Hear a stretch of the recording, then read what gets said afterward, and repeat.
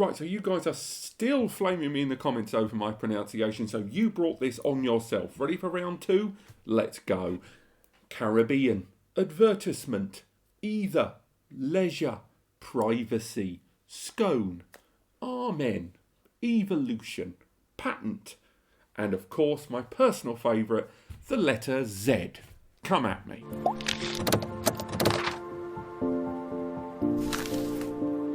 Hello and welcome back, and it's another Before You Buy. And today we're going to talk about Emby. More precisely, we're going to be talking about buying a NAS for Emby. What's changed in the last few years? Is it still worth your time? Maybe you should give it a try, maybe you shouldn't, and ultimately help you decide if Emby is going to be the media server of choice that you run on your network attached storage. But before we go any further, a quick disclaimer. I've already done a few videos recently about comparing Emby with Plex, comparing Emby with Synology Video Station, and I've got one comparing against QNAP's own video station application very soon. Now, it's worth highlighting that if you do already know a lot about Emby, this video might not be for you. There'll be bits in it, but I'm trying to make this video to talk to people that have either got no experience of Emby or who have not used Emby in the last few years and are wondering about, one, jumping ship from the likes of Plex, or thinking about their first multimedia player and their video distribution service that they're going to use on their NAS moving forward. And before they invest all that time, they want to know exactly what Emby can give them. So if you do know about Emby, there will be stuff about this video you already know, and I apologise in advance. But for the rest of you, stick around. Right, so first things first, why should you use Emby? What is it? Well, Emby is a media server software that if you've been utilising things like Plex Media Server, you will be oh so familiar with. It is a service that allows you to use all of the multimedia that you own, that a number of us have been collecting for the last few decades, not even just years, decades of digital media, and it allows you to present all of those box sets, all of those movies, all of that stuff in a form that's comparable to the likes of Amazon's own Prime streaming service, and the likes of Netflix. The idea it's a beautiful graphical user interface with all of the cast lists, descriptions, episode guides, and linking everything together in not only a user-friendly manner, but a very appealing graphical user interface. Emby does exactly that, and again, comparing it to the likes of Plex, something you're going to hear a few times in this video, it is a way of stepping away from the likes of Netflix, step away from paid subscription services where you don't really control the media that you get to see. And then on the one hand, you might be part the way through a 6, 7, 8 season run, and then all of a sudden find out that the last 3 seasons you can't get anymore and you have to pay for them independently. And if you're going to pay for them, you might as well, you can get them in a good bundle or buy a box set and own them. So Emby and the like allow you to utilise the media you own without paying any extra, theoretically, we will get onto that later on, and enjoy your media in this wonderful graphical user-friendly way. So what is it about Emby that would appeal to you? First and foremost, it's that idea of that great slick, and in Emby's case, very customizable user interface. Of all of the media server applications that I talk about for NAS, very few of them can match Emby in the way that you can change the user interface, change what you can see and what you don't see, and ultimately have a greater deal of control over the media player visible by not only connected users over the network and the internet, but also at the back end at the server level. A lot of the other players out there, although they have a nice graphical user interface, come into either one of two categories. One, they are almost exclusively localized with patched internet connectivity, the likes of Kodi, or they're like Plex Media Server or Video Station, where they have a nice GUI, but little to no customization on it. Another thing about Emby that makes it very appealing and why people choose Emby is, compared with many of the other media server software out there, it is less resource hungry. It can be ran a great deal easier as a container, of course, but even the dedicated NAS-based applications are less resource intensive than the likes of Plex. Plex has become a little bloaty in the last year or so, and certainly the ability to not only create a more customized media server, but also go through the back end and go, I don't want those features, but I prioritize those, will lead to not only Emby being less resource hungry, but when it does utilize the resources, it's doing in specifically the ways that you have tailored. Another area that Emby does excel in is this idea of metadata scraping, and how it probably does some of the best work out there for metadata scraping. Now, for those that aren't aware, metadata scraping is exactly how NAS systems and the software we're talking about is able to create that beautiful graphical user interface without you having to lose minutes, hours, or days on aggregate downloading box art, downloading descriptions, and downloading all that information. What happens is these softwares are linked to, and not formally linked anyway, they reference websites like IMDb, Rotten Tomatoes, movie databases and stuff, and then they pull all of these descriptions, all the cast lists, all of the box art, all of the reviews, even the trailers, and have them at your click of a button on your NAS, and it does it automatically, and that is called metadata scraping. Now, why is Emby better than nearly everyone else at that? Well, twofold. One, they have access, if you go to their GUI, they allow far more resource websites on their listings. Plex has about 4 that it picks from, and Emby pulls, some of them are even aggregated together, and you can add more later on, and we'll get onto that in a second. But you can pull from multiple sources that are just not available anywhere else. And you might have media that was never formally released, or stuff that was only released on television but never on optical or digital media. There's a very good chance that Emby is almost certainly going to find box art descriptions in a way that Video Station, Plex Media Server, and even Twonky are just not going to do as well. Jellyfin, the jury's out on that. We've still got a video coming. Now, the other thing that makes the metadata scraping of Emby superior to nearly everyone else is because it allows grouped metadata scraping. And what that means is, unlike Plex, which with regards to each library will ask you to pick which source you want to pull the metadata from, which most people would choose the most reputable ones, you can't group from all of them. You can flick between them, and it doesn't delete the old metadata, but it will only use the most recent metadata. In the case of Emby, you can choose to search all of them all the time. And then, based on the reputation of the source, based on just basically how often things appear and where they appear, it will choose the best metadata representation. If, on the other hand, you're not liking what you see, you can always flick between the other sources. And that degree of customization, control, and adaptation that Emby brings to the table is something that a lot of the other brands do not bring in their media server software. Now, I said I'd touch on it, and let's get straight into it. Plugins. Emby still supports plugins. This is something that Plex has all but removed officially, and Video Station just doesn't do, being a very single, focused on video appliance.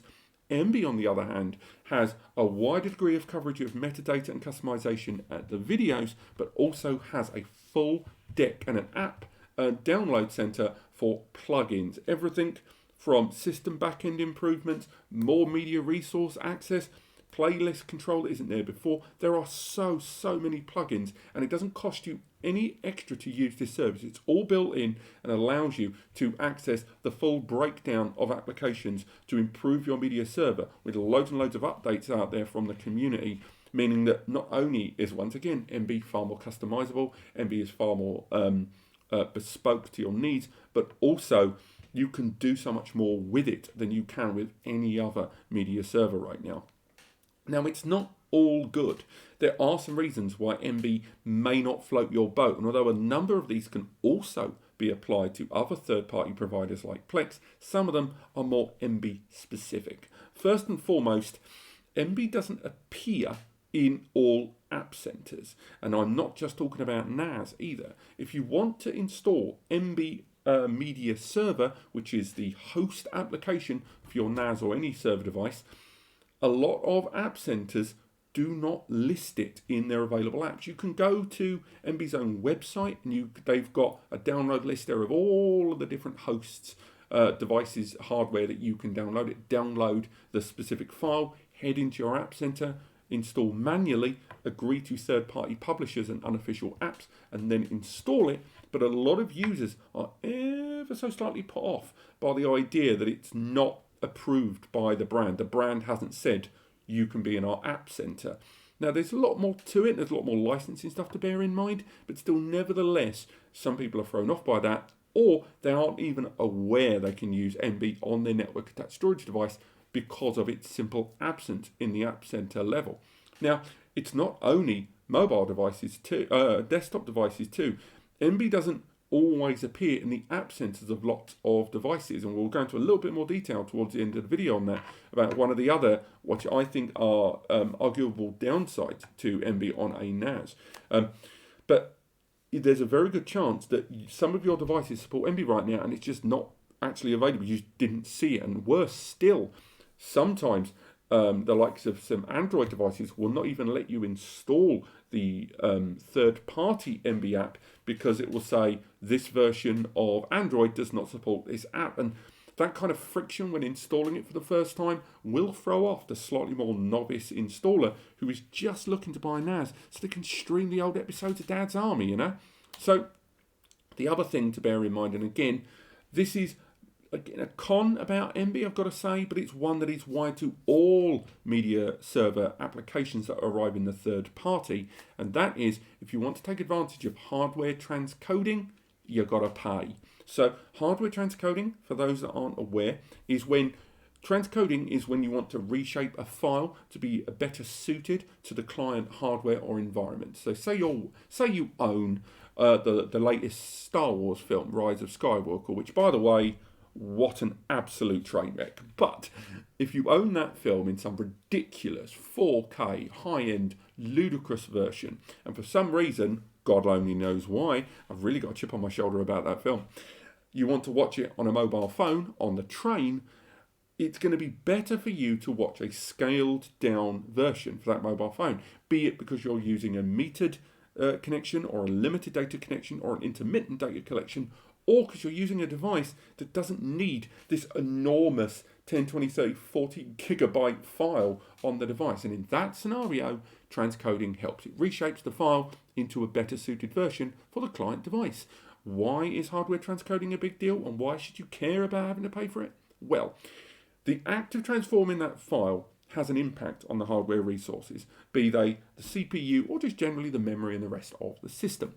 Now, software transcoding is when the system will use the raw resources of the CPU to convert that file to a better suited version. The action you're performing here is very graphical. So the CPU doing software transcoding is not approaching it with a graphical brain, in that the idea that it's dealing with visual objects. It is treating it like it would file processing and more. Consequently, it uses a lot more system resources to do the job, and with software transcoding, you will see your CPU spike dramatically with the more dynamic and the larger scale of transcoding that you're doing in real time.